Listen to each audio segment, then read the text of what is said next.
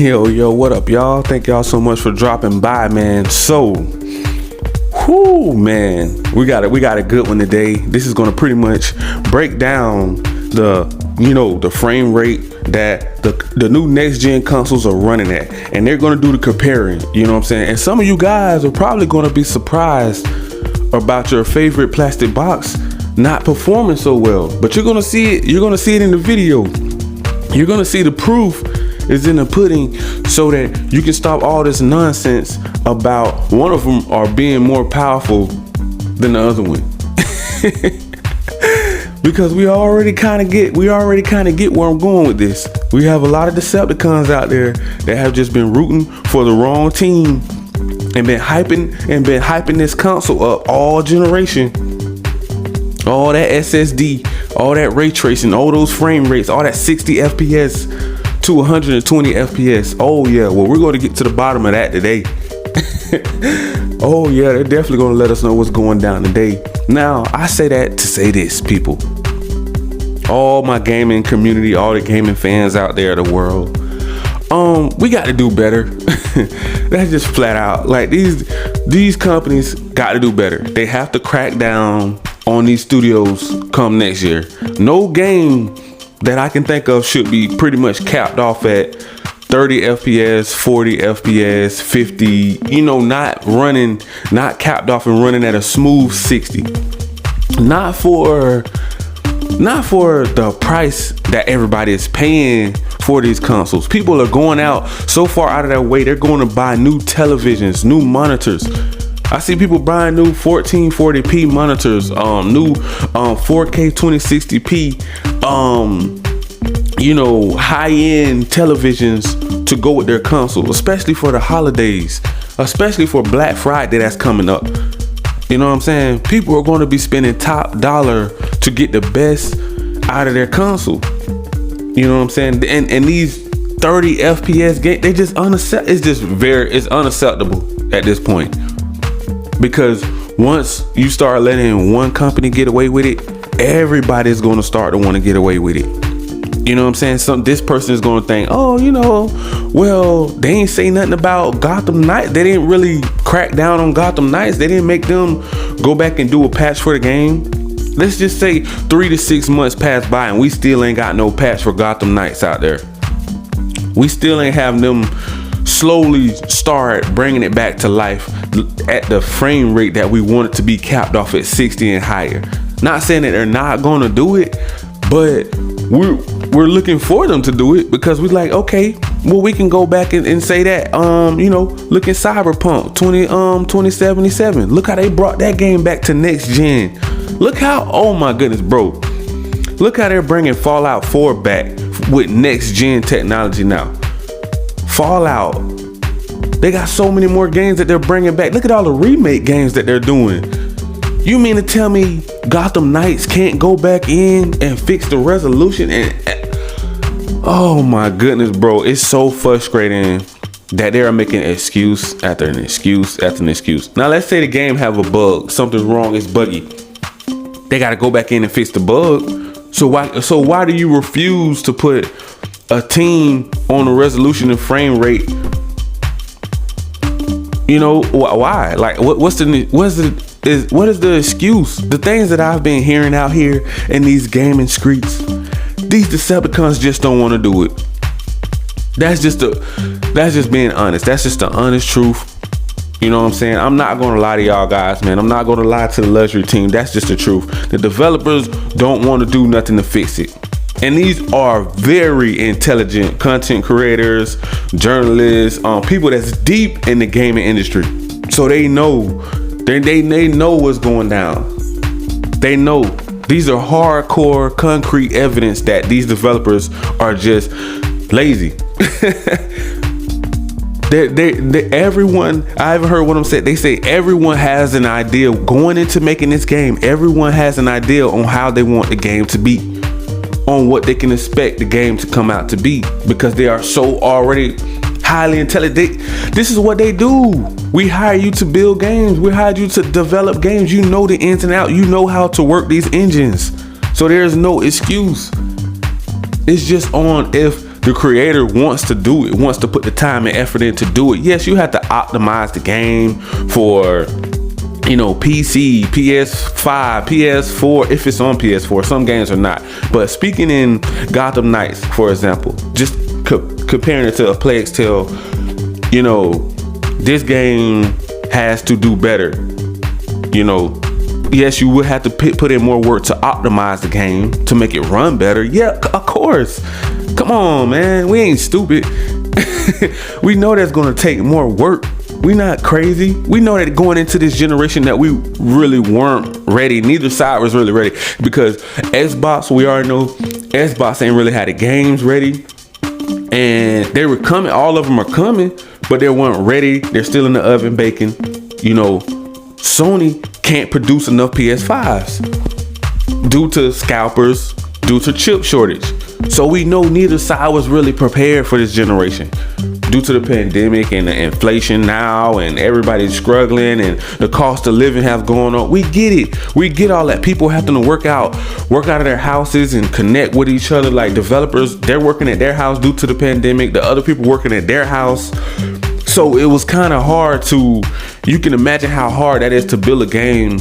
If I'm at my house and I'm working through like a Zoom call and I'm trying to tell you, hey man, you know, you need to put this in here, you need to do this. And then we go back to the studio only probably like 2 at a time to keep the sickness down, because it was so crazy in those times to develop a game. You know, like if you can remember back, I know it's been a little while, you probably don't remember like how bad it was when they was actually working on games and working on movies and filming and stuff like that. So I get a lot of these games have been in development for a very long time. We get it, but that don't now the games that are recently coming out, where's the excuse to say, okay, we are going to bring the patch out later? Like give us something that we can lean on and say, okay, well at least they're trying to make the gamer community happy, the fan base happy, the fans of the world, because I am a diehard DC fan as well as Marvel. I don't want to hear any excuses on why my Nightwing is dropping in frame rate. I don't want to hear why my Robin, one of my favorite Batman and Robin characters, this buggy is not running smooth. Batgirl, you know, Red Hood, another one of my favorite characters on the Titan. Like, what do you? It's so frustrating to even have to go into this, because it just makes me so much madder at it. Is this going to be the new norm? Are we going to start making excuses for the developers to say, are we going to keep having to go back and justify why they're not doing it? I don't want to have to do that. You know what I'm saying? It's like I'm going back and forth. Like, no, I should crack down. I need to crack down on these studios. Then I go back and say, well, these games do take a lot longer to make due to the fact that all of the Xbox games have been pushed back into next year. So clearly that is a big reason. But at the same time, I don't want to, because I'm just like, man, I'm torn between the two. You know what I'm saying? And I know those Decepticons at Sony are loving it, because as long as they're half-stepping at these studios and they're capping them off at 30 FPS, Sony ain't got to spend that much money to do more blocking rights. So that's why Jim Ryan and those Decepticons over there at Sony, oh my god, oh, they're throwing a block party right now. They're like, oh man, that's more millions in my pocket. I don't gotta spend. That's more lies that I don't gotta tell right now. I can put them in my back pocket for later on. I can save those lies that I can go lie to my families and finish stealing from them with this overpriced plastic box, frame drop, screen tearing remake station that's overpriced in different countries that they don't care. They were this grimy, this shady. I didn't know. This backstabbing. I didn't know until I got deeper into the console wars. But yes, they are, man. Like, I didn't know it was this bad with Sony.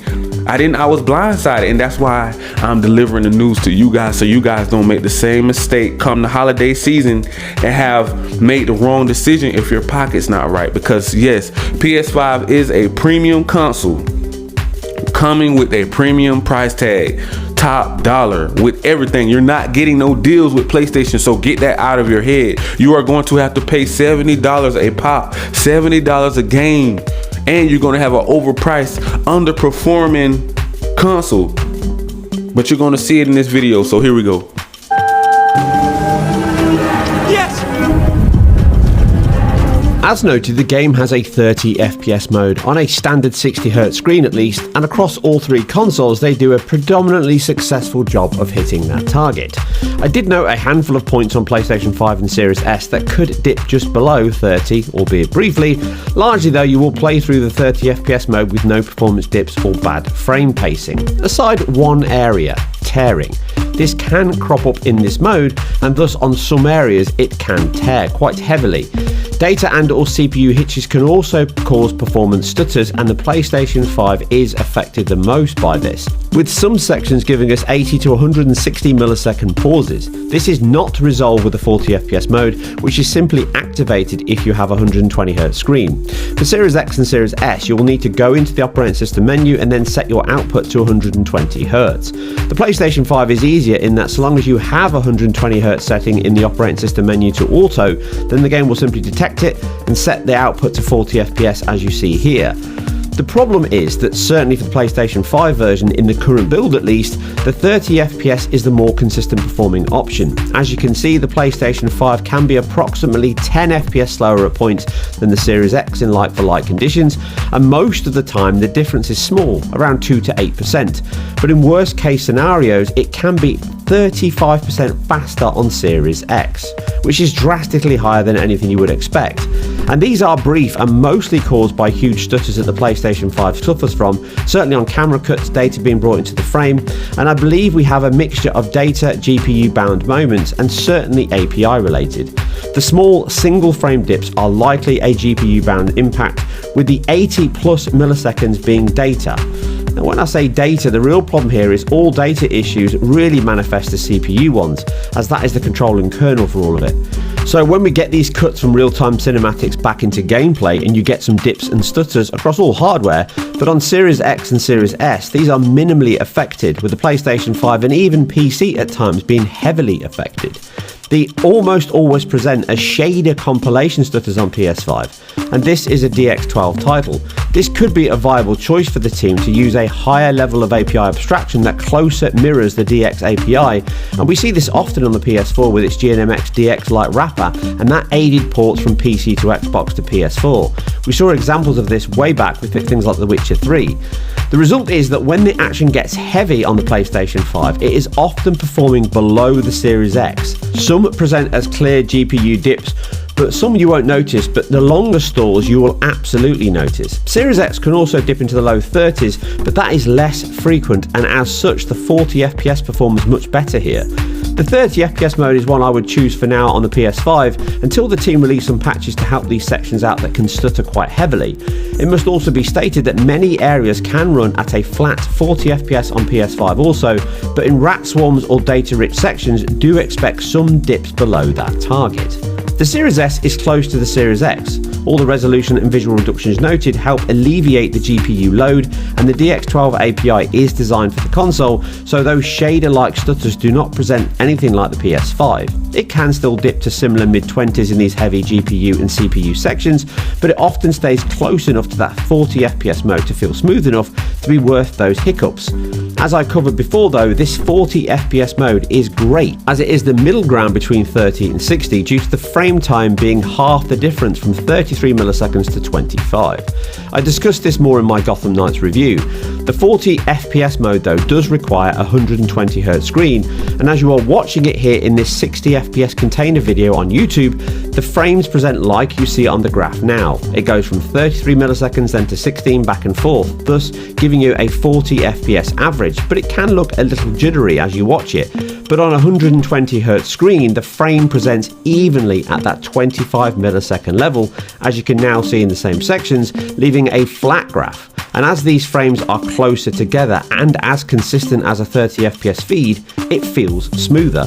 My advice is if you play it on this mode, choose this as it is the best compromise between 30 and 60 FPS if you have the screen to support it, and hopefully the team can sort out the PS5 issues and also give that as a solid 40 FPS, but you could still stomach it as it is quite consistent at 40 FPS in the quieter sections.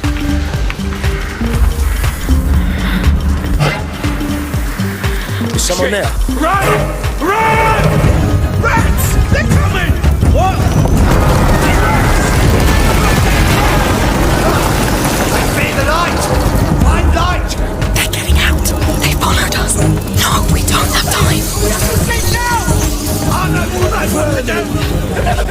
Backing up my console analysis, we can use two PC specs, a Zen 3 5600X and an RX 6800. We have to drop the resolution to 70% of 4K, which would normally be 1800p, but the game doesn't actually target the output pixel count, it's actually using the axis. So 70% in the menu is actually setting it to 2688 by 1512. And therefore the game has to rely on its own TAA recon to clean that image up back to 4K, just like on consoles. Now the game doesn't support FSR or XeSS sadly, with only Nvidia's DLSS being supported, and in fact it was one of the first games to show the new DLSS AI frames in partnership with Nvidia, and as such we can only use that technology on my RTX 2070 for now.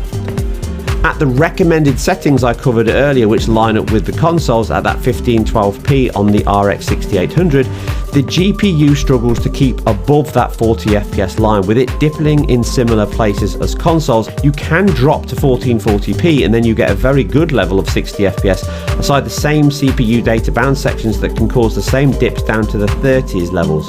And as you can see here, the game can become single thread for rendering, with the rats being heavily multi-threaded but still bringing performance down on this particular 5600X CPU, which is very powerful. But in towns with NPCs, as you move the camera, the CPU utilization can leap up and thus GPU dropping, causing dips on that frame rate.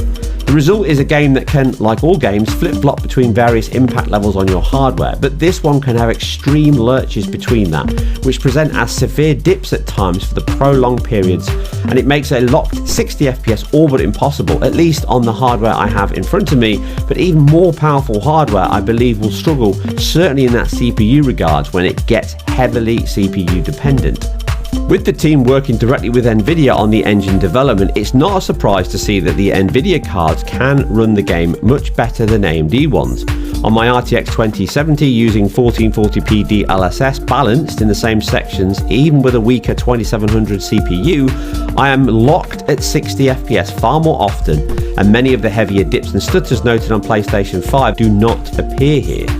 Yes, it is often GPU and CPU bound, and single thread performance can hit the CPU earlier at its 3.8 GHz speed, but with the current build the game runs far better and more consistent than more powerful GPUs and CPUs at times, aside when it is pure rasterization loaded, such as depth of field, which can impact fill rate and bandwidth.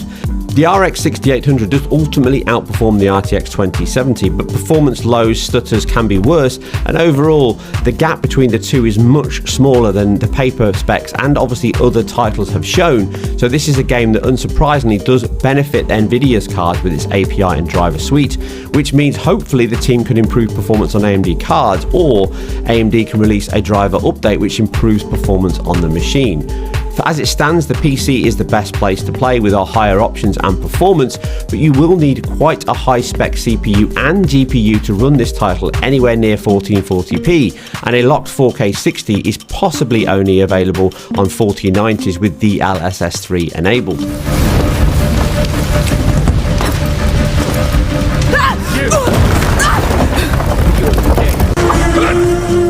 What Asobo have delivered here is a gorgeous looking title that offers quality across all levels of hardware and certainly improves in all aspects over the original, aside performance. The game is not a bad performer overall, but it does come across as one that could be improved with some specific updates and optimization to better suit the host platforms. AMD GPUs do not run at levels normally associated with other games, and this is an area the team could improve on, or AMD could release a new driver that could resolve some of the issues noted. The PlayStation 5 also has a much bigger gap to Series X and even my RTX 2070 that I've covered in many of the titles.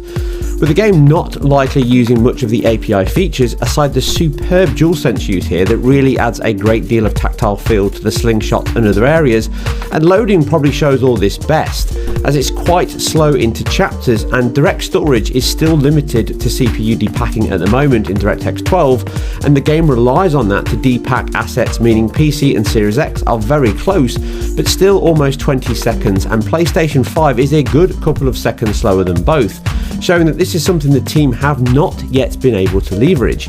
I did note a couple of bugs also with DLSS causing visual glowing and artifacts when enabled, but a restart sorted this out when it did crop up. But it was also something I noted in a few other titles recently when DLSS is enabled of late, so this may actually be an Nvidia driver issue. As it stands, the results show the Series X is ahead of the PlayStation 5, and even the Series S offers a small but notable performance increase in that 40 FPS mode. And at this moment, the Series S consoles offer a pretty stable 40 FPS mode that can balance between that 30 and 60 perfectly. But the PC remains the best option if you want to attempt a 60 FPS experience, but that will likely need a top-end Nvidia card and very deep pockets.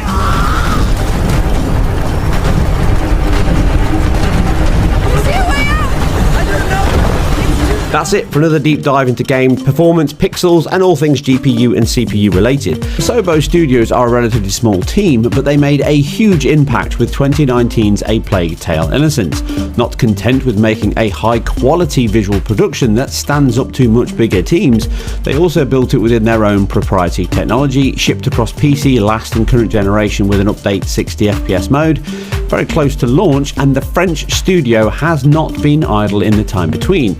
Shipping one of the big Xbox exclusives in Microsoft Flight Simulator, they're back with the sequel, Requiem, that has improved on almost all areas of the previous title. Well, almost.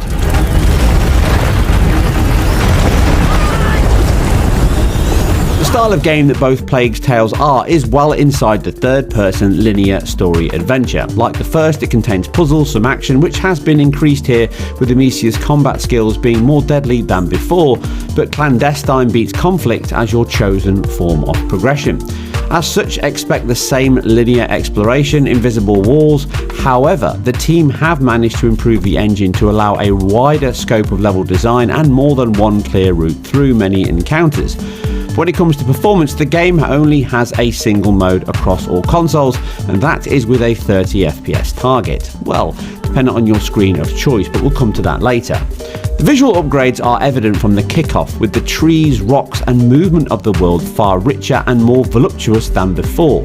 In addition, the colour palette and tone is far more vibrant now as the locale has changed. This also works as a dichotomy to the horror and dread that unfolds.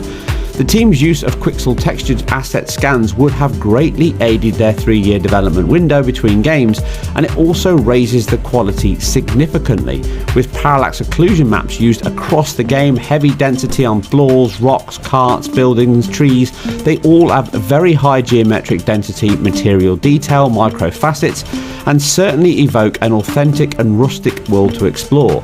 The amount of foliage drawn in any scene is significantly higher than on previous titles and stands up impeccably with significantly larger teams.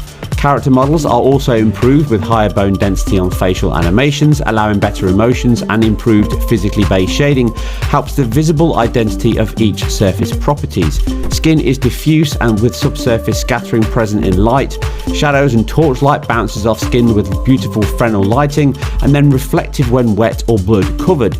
Decals draw in on characters for dirt, infection or worse, and leather, cloth, metal all has a distinct and accurate level of rendering to convince you of each, and stands clear as an increase over their previous title in Innocence. One of the biggest is the game's global illumination, compounded with excellent screen space shadows mixed with cascaded shadow maps and ambient occlusion, all coagulate into this very solid and vivid world. As light bleeds through cracks in windows or open doorways, it then causes dark recesses of a castle turret to light bouncing around the brick doorway of a castle entrance.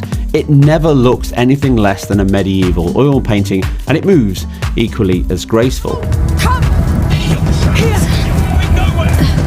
still behind us! Keep an eye out for an exit! Animation is one of the hardest areas that can make or break the cell, and the team have also stepped up their game here. Both Hugo and Amicia have a wider range of movement, a better level of interacting with their surroundings, and emotive expressions and vowel formation is now much better.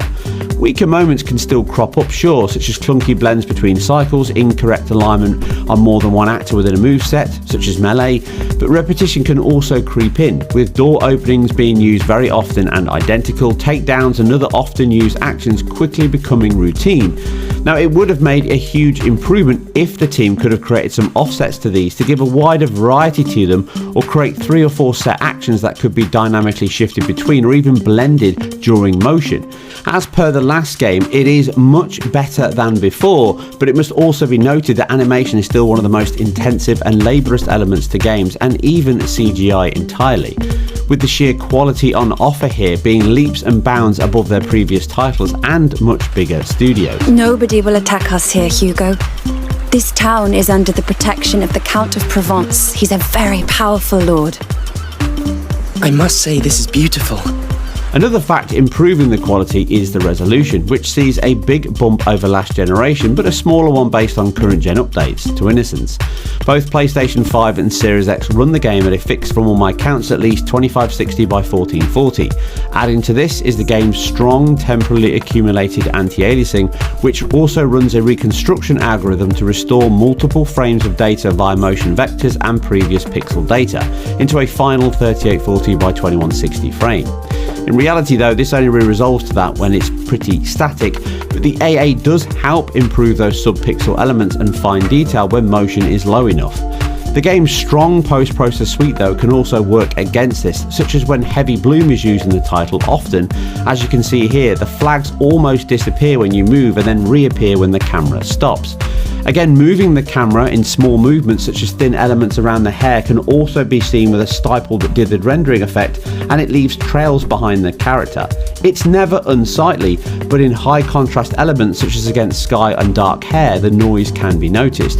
Due to all this though, the image is largely a very stable one and does not shimmer at all, or at least very little.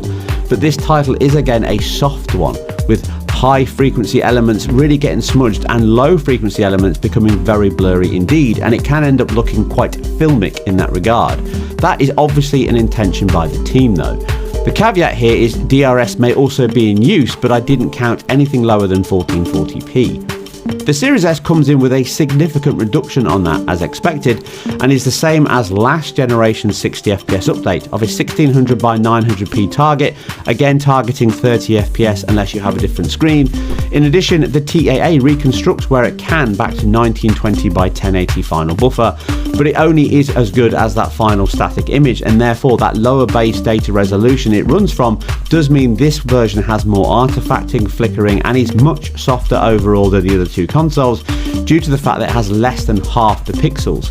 But again, once you are playing for a while, this fades away and you get the same high quality details, characters and materials.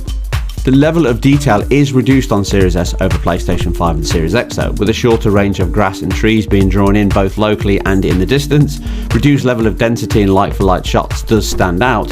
LOD is lower than the PC's lowest in fact. Ambient occlusion is significantly reduced, shadows are lower resolution, SSR is lower, and even hair strands and lighting can be lower or changed from other consoles.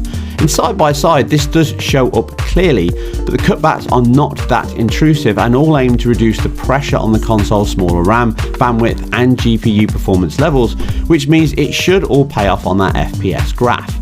Compared to PC, Series X and PlayStation 5 are identical, bar some random decals, and such areas appear to use a mixture of medium and high overall, such as depth of field being better than the PC medium but not quite ultra. LOD again also appears to be dynamic, with it mostly matching medium on console, but it can at times be very close to high, or at least somewhere in between medium and high. Shadows are medium and volumetrics are also closest to medium.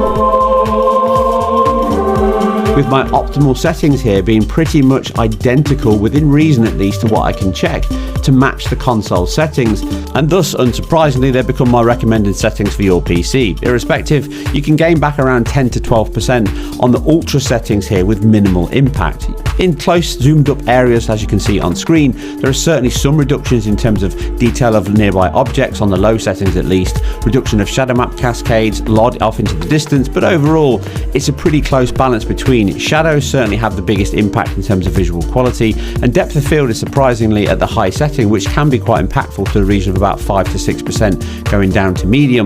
So they're definitely balanced here in terms of their artistic choice, and that explains why the game targets 30 FPS with an optional 40 FPS mode, which we can use to compare against PC in the performance section.